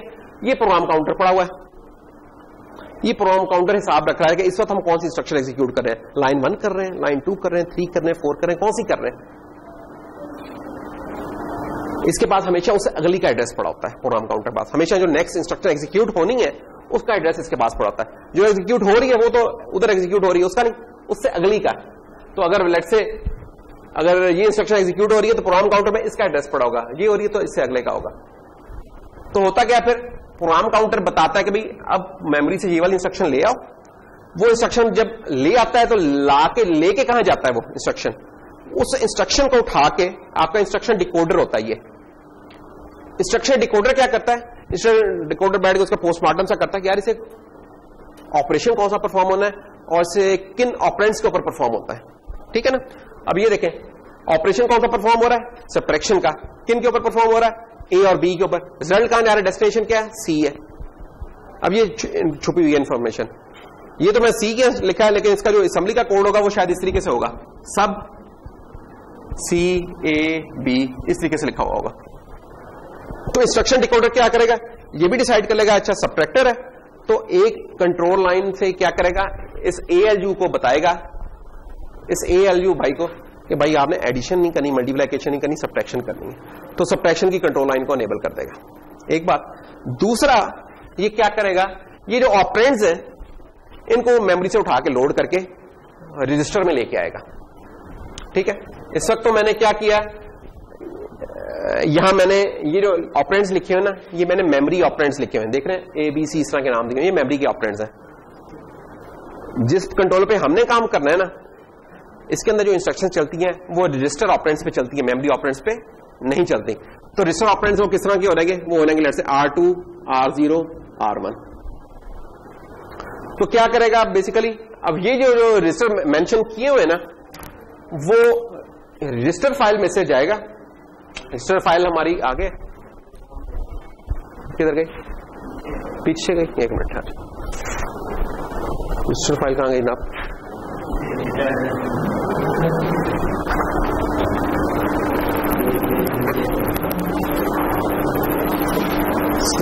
ये तो है हमारे स्पेशल रजिस्टर हो गए और एड्रेस, ठीक है, हाँ ठीक है, ये तो उसके वो बैंक्स हैं हमारे, ठीक है। इन तो इनके जो स्टार्ट पे होता है, स्टार्ट में हमारे रजिस्टर्स होंगे, वो डिपेंडिंग ऑन आर्किटेक्चर 16 हो सकते हैं, 32 हो सकते हैं, 64 हो सकते हैं, इट डिपेंड्स कितने। तो ये उन रजिस्टर का एड्रेस है, उन रजिस्टर से उठा के ये लोड करके किधर ले आएगा, हमारे एक ऑपरेंड इधर से आ रहा है, दूसरा दूसरी तरफ से आ रहा है, तो इस ALU को एक A ऑपरेंड मिल जाएगा, एक B ऑपरेंड मिल जाएगा, R यानी कि एक R0 मिल जाएगा, एक R1 मिल जाएगा। ये उसका रिजल्ट जो भी था ऑपरेशन, इधर हमने बताया कि सब्ट्रैक्ट करना है, मल्टीप्लाई करना है, ऐड करना है, ये उसके मुताबिक ऑपरेशन करेगा। और करने के बाद इस डेटा को उठा के दोबारा रजिस्टर के अंदर फेंक देगा। और किस रजिस्टर के अंदर फेंक देगा वो भी इंस्ट्रक्शन में लिखा होता है कि R2 में फेंकना, तो R2 में फेंक देगा। ये एक हमारा एक जनरल ना प्रोग्राम का स्ट्रक्चर होता है किसी भी प्रोसेसर के अंदर। इन जनरल ऐसे चलता है, थोड़ी बहुत डिटेल्स का फर्क हो सकता है लेकिन इस तरीके से चलता है कि आपकी इंस्ट्रक्शन प्रोग्राम मेमोरी से लोड होती है, इंस्ट्रक्शन डिकोडर आता है जो कि चेक करता है कि इसमें ऑपरेंड्स कौन से चाहिए, इसे ऑपरेशन कौन सा परफॉर्म करना है, ऑपरेशन ALU की सिलेक्शन लाइन को चला जाता है, ऑपरेंड्स डिटरमिन करते हैं कि कौन सा रजिस्टर सेलेक्ट करना है, और ये भी डिटरमिन करते हैं कि डेस्टिनेशन क्या होगी इसकी। जब ये काम हो रहता है इतनी देर में अगली इंस्ट्रक्शन डिकोड हो रही होती है पैरेलल में पीछे, तो ये वाला काम चलता रहता है एक साइड, कहीं वो पैरेलल में हो रही होती है और कहीं पाइपलाइन की होती है, तो इस तरीके से होता है।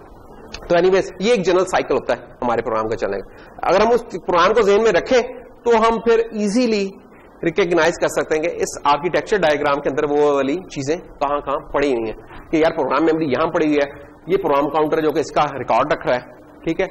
और बाकी इसके अलावा ये कुछ और चीजें हैं, स्टैक पॉइंटर है, टेबल पॉइंटर है, इसका हम थोड़ा सा आगे जाकर देख लेंगे। और बाकी ये वो इंस्ट्रक्शन डिकोडर का था, और ये फिर इंस्ट्रक्शन डिकोडर वो जो था, वो जो लाइन आती थी वो इसको बताती थी कि ऑपरेशन कौन सा परफॉर्म करना है और डेट था। ये कुछ पेरिफेरल्स की इन्होंने डिटेल इधर नहीं बताई, इन पेरिफेरल्स को हम अलग इसकी देख लेंगे, लेकिन जनरल प्रोग्राम फ्लो इस तरीके से होता है। अच्छा, कुछ हमने उधर स्पेसिफिकेशन देखी थी। अब यही वही जो हमने उधर पढ़ा था, टेबल की फॉर्म में चीज पढ़ी थी इन प्लेन इंग्लिश। अगर हम यही अपने इस कंट्रोलर के फीचर्स देखें तो इसकी एक खास बात है, वो खास बात ये है कि इसका जो आर्किटेक्चर है ना इस कंट्रोलर का, थोड़ा सा महंगा तो है, अब कहने को तो 500 का है, 600 का। ये महंगा मैं क्यों कह रहा हूं, कुछ कंट्रोलर हमें 200 रुपये के भी मिल जाते हैं, 3 के भी मिल जाते हैं, लेकिन वो उनमें एक चीज मिसिंग होती है, वो C कंपाइलर ऑप्टिमाइज नहीं होते उस तरह। हम इस कंट्रोलर पे जितना भी काम करेंगे हम C लैंग्वेज के अंदर करेंगे, असेंबली में नहीं करेंगे। ये हमने डिसीजन बताया था, शुरू के लेक्चर्स में बताया था। असेंबली वाला काम हम इंटेल प्रोसेसर पे जब जाएंगे तो वहां करेंगे, कंट्रोलर के ऊपर हम काम सारा C के अंदर कर रहे होंगे, ठीक है। तो हर कंट्रोलर, जो छोटे छोटे कंट्रोलर होते हैं, ये बेचारे बहुत इनका सिंपलीफाइड सा आर्किटेक्चर होता है, इनकी मेमोरी बड़ी कम होती है वो, तो उधर C का बात कोड उतना चलाना पॉसिबल नहीं होता, या पॉसिबल हो तो इतना ऑप्टिमल नहीं होता। लेकिन ये जो आर्किटेक्चर है, ये जो कंट्रोलर है, ये इतना भी वो नहीं है कह लें कि बेसिक नेचर का, ये एडवांस है, 8 बिट में एडवांस है ये। तो ये C कोड को अच्छे तरीके से डील कर लेता है, इसका ठीक सा कोड ये जनरेट भी कर लेता है, और हम C में ही हम रह के काम कर ले तो हमें कोई परफॉर्मेंस का इतनी पेनल्टी नहीं पड़ेगी। तो ये एक बहुत इंपॉर्टेंट फीचर है। इसकी वजह से फायदा क्या होगा कि हम C के अंदर ही रह पाएंगे, हमें असेंबली में जाने की जरूरत नहीं पड़ेगी। फिर एक और बड़ी इंपॉर्टेंट बात है, अगर इस पूरे में देखें तो ये कोड इसका री एंट्रेंट होता है, ठीक है। री एंट्रेंट कोड को भी सपोर्ट करता है। क्यों? इसके अंदर हम कॉन्टेक्स्ट डिफरेंट अलग-अलग रख सकते हैं चीजों का। तो बाज़ हमें ये करना पड़ता है कि 4 पिन हैं, 4 पिन के ऊपर हमने मुख्तलिफ कोई, हम कहते हैं कि अगर पिन 0 के ऊपर कोई चीज हाई हो गई है तो ये वाला काम कर लो, पिन 1 पे हाई हुई तो ये काम कर लो, पिन 2 है तो इस पे ये काम कर लो, पिन 3 है तो उस पर कोई और काम कर लो। तो हमें उनके लिए मुख्तलिफ फंक्शंस लिखने होंगे, वो फंक्शन एक से दूसरे में कॉल होते हैं, इस तरह काम हो सकते हैं। ये वाली चीज जो सी है इसके लिए कुछ हार्डवेयर में सपोर्ट हो तो जरा एफिशिएंटली होता है, ना हो तो हमें सॉफ्टवेयर में मेंटेन करना पड़ता है, इसका ओवरहेड होता है। तो ये चीज हार्डवेयर में सपोर्ट है, जिसकी डिटेल हम देख लेंगे। नंबर 2, इसमें और क्या खास बात है, फुल स्पीड यूएसबी इंटरफेस इसमें मौजूद है। फुल स्पीड का 12 मेगाबिट्स वाली, ठीक है ना, USB 2। अब USB की आपको पता ही है कुछ स्पीड्स होती हैं। आप लोग जो फ्लैश इस्तेमाल करते हैं आजकल, आप कौन सी इस्तेमाल करते हैं, USB 2 या USB 3? USB 2 होती है। जैसे जो USB 1 होती थी ना, उसकी स्पीड शायद पता नहीं 1.2 होती थी मेरे ख्याल में मेगाबिट्स Mbps। तो जो USB 2 फुल स्पीड है इसकी ये इतनी हुई थी 12 मेगाबिट्स,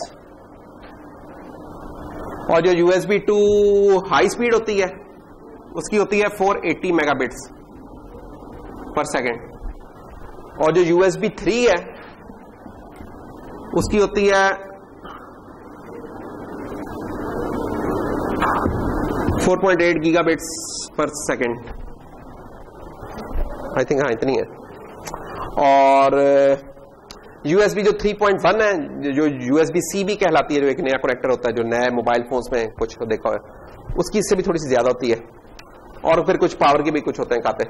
तो खैर हमारा जो कंट्रोलर है ये इस वाली क्लास को सपोर्ट करता है, स्पीड को 12 को। ये भी बहुत है हमारे कामों के लिए यहां जो हम काम कर रहे हैं।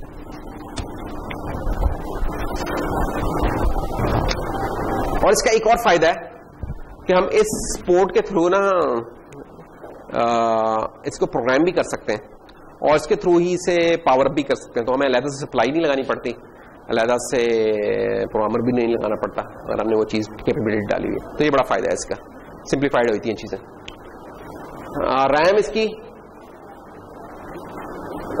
बताई थी कि 2 किलोबाइट थी रैम इसकी, है ना।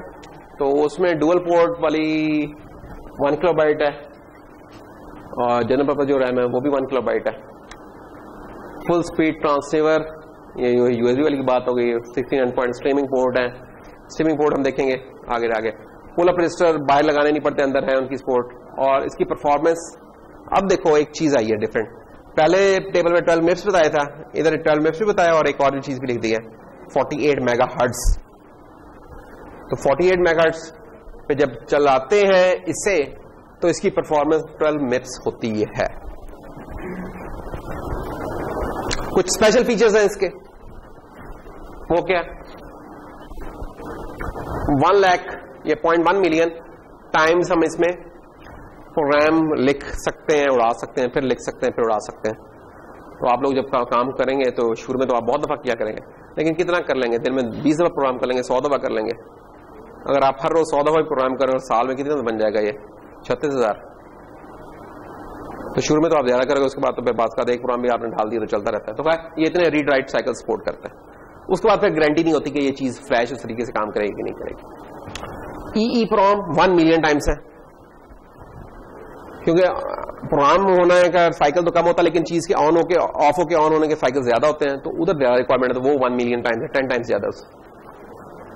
और कितने अरसे तक रिटेन कर सकते हैं इस इंफॉर्मेशन को? Greater than 40 years. ठीक है। तो अगर आज आपने कोई चीज प्रोग्राम की है तो उम्मीद है कि अगर आप अगले 40 साल तक थोड़ी बेफिक्री कम उसके अंदर मौजूद रहेगी। ठीक है ना। हर चीज के बारे में ये चीज वैसे ट्रू नहीं होती। Self programmable and software control, ये बहुत अच्छा फीचर है कि आपको अलग कोई हार्डवेयर नहीं चाहिए। इंटरप्ट्स कौन सी होती हैं इसमें हम देखेंगे कि एक फीचर इंटरप्ट का होता है और उस इंटरप्ट के अंदर प्रायोरिटीज डिफाइन कर सकते हैं, जो कि हर कंट्रोलर में नहीं होता। इसके अंदर मल्टीप्लायर है। नॉर्मली जो होते हैं ना, जो लो कॉस्ट हार्डवेयर होते हैं, कंट्रोलर्स होते हैं, उनमें मल्टीप्लायर नहीं होता, क्योंकि मल्टीप्लायर जगह ज्यादा खाता है। लेकिन इसके अंदर मल्टीप्लायर है, हार्डवेयर मल्टीप्लायर है। वाइड ऑफ टाइमर की भी हमने बताई थी कि क्यों जरूरत पड़ती है कि अगर स्ट्रक हो रहा है कंट्रोलर तो कोई चीज होनी चाहिए जो उसे रीसेट कर दे। ऑटोमेटिकली हो रहा है कि बंदे को जाके ना करना पड़े, उसके लिए वाइड ऑफ टाइमर का फीचर होता है। तो ये भी है इसके अंदर। कोड प्रोटेक्शन है। आपने बड़ी मेहनत करके महीना लगा के 2 महीने 6 महीने लगा के एक प्रॉब्लम को सॉल्व किया, उसका कोड छोड़ लिखा, अब उसे लॉन्च कर दिया। वो क्या किया कि किसी ने खरीदा और खरीद के उस प्रोग्राम को रीड कर लिया। हार्डवेयर उसने वैसे ट्रेस कर लिया कि यार अच्छा पॉइंट लगा के हार्डवेयर को रिवर्स कर लिया, प्रोग्राम आपका ही दोबारा रीड करके उसके अंदर डाल दिया। आपने चीज जब बनाई थी तो आपने उस मेहनत की भी आपने रखे थे, पैसे रखे थे चीज को बनाने के ऊपर, तो शायद आपके 1000 रुपए लगे थे, लेकिन जो 6 महीने आपने बैठ के उसके ऊपर R&D की थी, बंदे को पैसे दिए थे, 1000 रुपए आपने उसके अलग रखे थे। आप चीज लेट से अगर वो 2000 में सेल कर रहे थे तो वो उस बंदे के तो वो पैसे नहीं लगे, उसने प्रोग्राम उधर से निकाल के बस उसे सेल करने लग गया। वो शायद उस चीज को 800 रुपए में बेच दे, आप 2000 में बेच रहे होंगे, हालांकि आप ओरिजिनल बनाने वाले होंगे। आप 2000 में इसलिए बेच रहे हैं कि आपने मेहनत की है, एक चीज करके वो किया है, उसकी कुछ भी नहीं हुआ है, उसने कॉपियां बनाई हैं। उस चीज से बचाने के लिए कोड प्रोटेक्शन का इसमें होता है, वो कर दें तो फिर आप उसे रीड नहीं कर पाते। उसके भी खैर रास्ते होते हैं कहीं, लेकिन अभी आप यही समझे कि हाँ नहीं रीड कर पाते।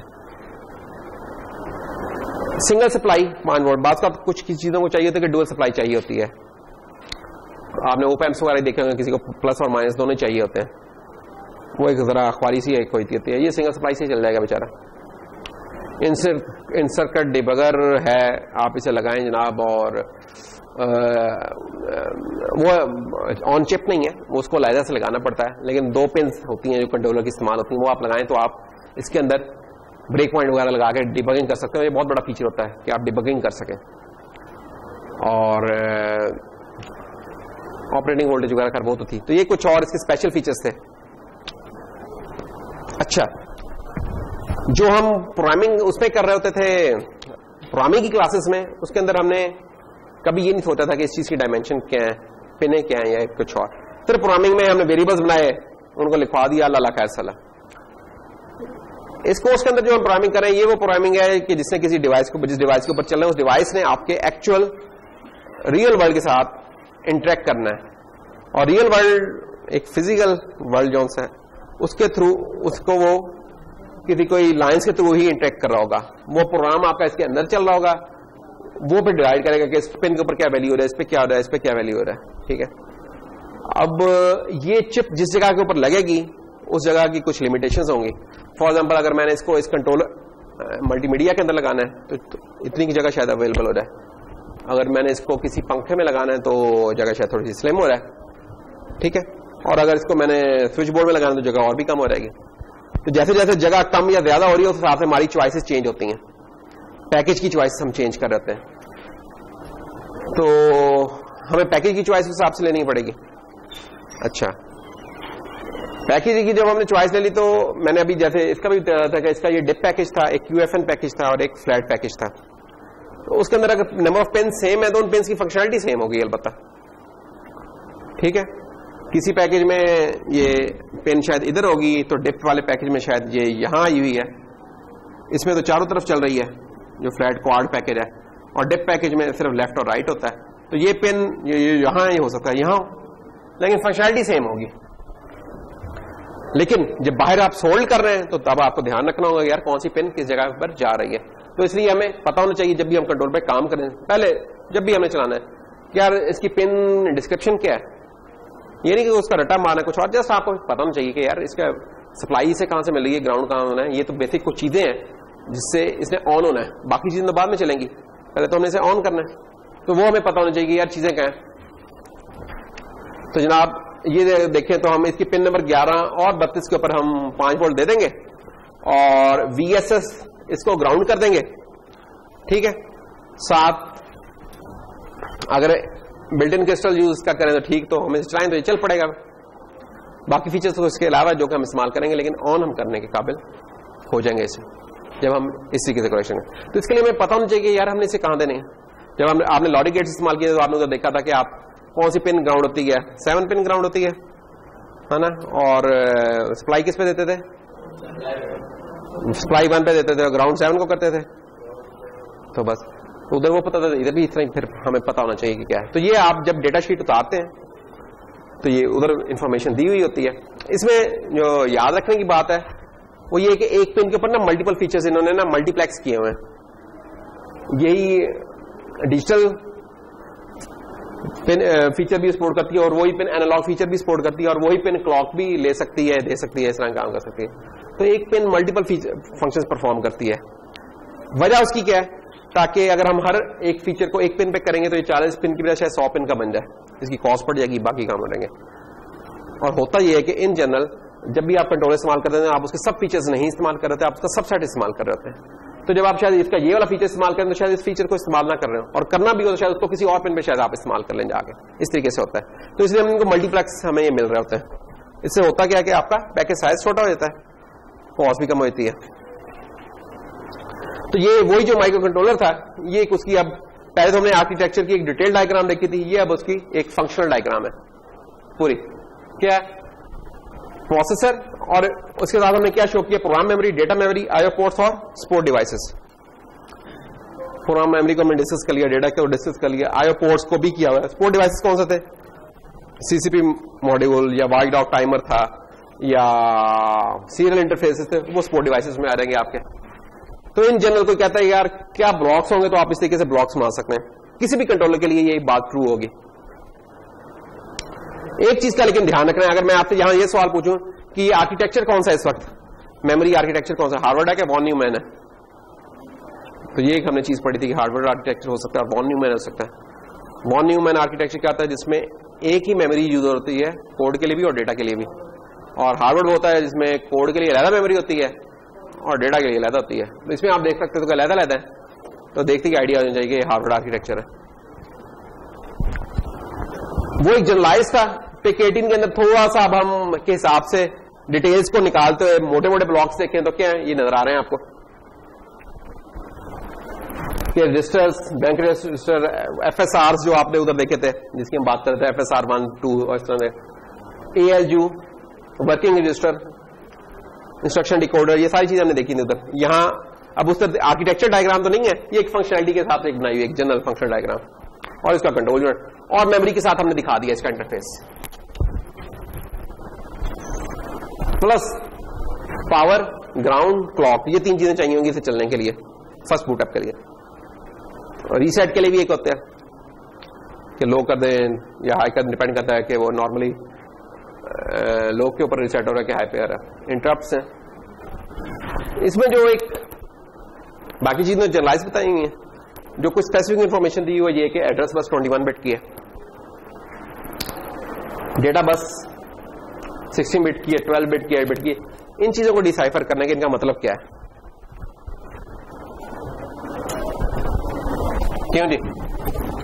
हमें इनका पता होना चाहिए कि मुख्तलिफ ये जो बिट्स बताई हुई है ना, इनका मतलब क्या है। हमने कहा था कि हमारा ये जो कंट्रोलर है पिक 18F 8 बिट का कंट्रोलर है, वो चीज हमने कहां से रिड्यूस की थी, डेटा बस। इसकी 8 बिट की डेटा बस है, ये चीज कर रही है ऐसे स्पेसिफाई कि कितने बिट का कंट्रोलर है। तो this thing is telling us के 8 बिट का कंट्रोलर है। अच्छा, फिर हमने कहा था कि जो पिक 18F है इसमें इंस्ट्रक्शंस का साइज क्या होगा, 16 बिट। ये इंस्ट्रक्शन का वो साइज है। बाकी ये जो चीजें हैं अब एड्रेस बस और ये वाली एड्रेस बस, ये क्या बता रही हैं? अब ये एक इंपॉर्टेंट क्वेश्चन है जिसका हमें पता होना चाहिए। ये ऊपर नीचे नहीं होता, जम गया है यहां। ओके, इधर बना लेते हैं फिर इसको, क्यों जी?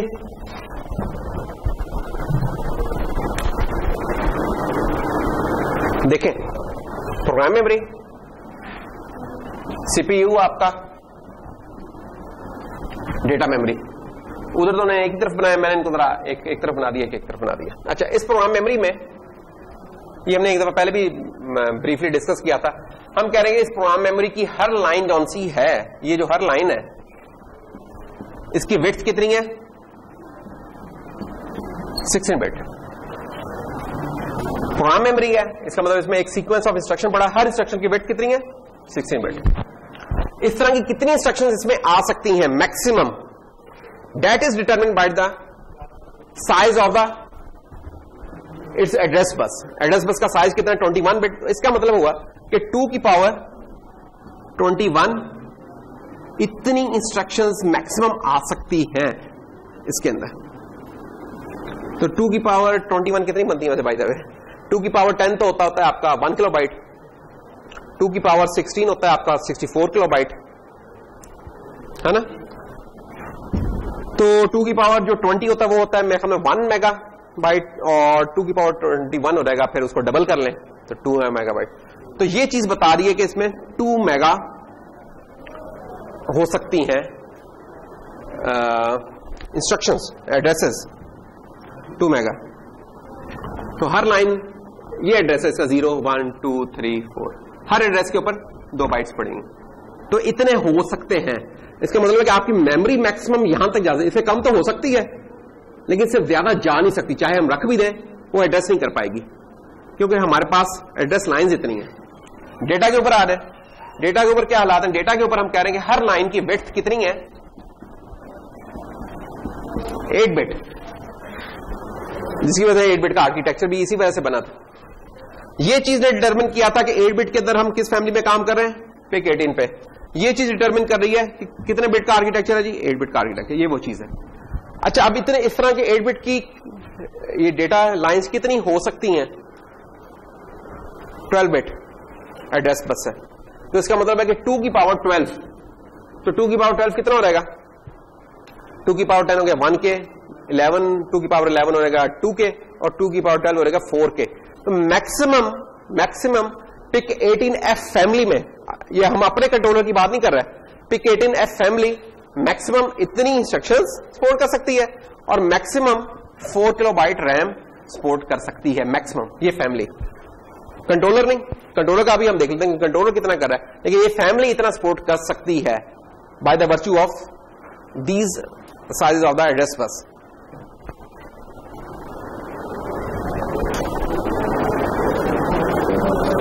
हाँ बस खत्म होने वाला, हमारा भी खत्म होने लगा। अच्छा हाँ, तो ये देखें, ये वही जो हमने चीजें की थी कि ये मैक्सिमम इनकी एड्रेसिंग कैपेसिटी है 2 मेगाबाइट इसकी, 4 किलोबाइट इसकी, ठीक है।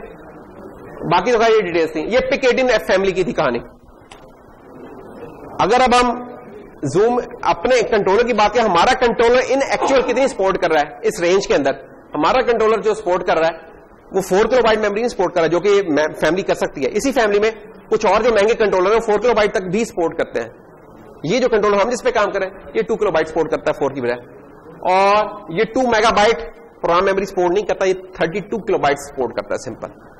तो ये आपको थोड़ा पता होना चाहिए कि फैमिली उसके अंदर जो एड्रेस बस है वो मैक्सिमम कितना सपोर्ट कर सकती है और यूज कितनी हो रही है। तो यूज इस कंट्रोलर में या अवेलेबल कितनी है, 32 किलोबाइट है और ये 2 किलोबाइट अवेलेबल है। दैट्स ऑल, ये आपको पता होने की जरूरत है। और ई प्रोग्राम इसमें सिर्फ 256 बाइट्स है, ये भी काफी है, बहुत सारे काम हमारे इसी से हो जाएंगे। तो ठीक है, हम इधर ही रोकते हैं और फिर नेक्स्ट लेक्चर में हम इसको फिनिश करके और अपना जो सी सेशन है वो स्टार्ट कर लेंगे। So that's all.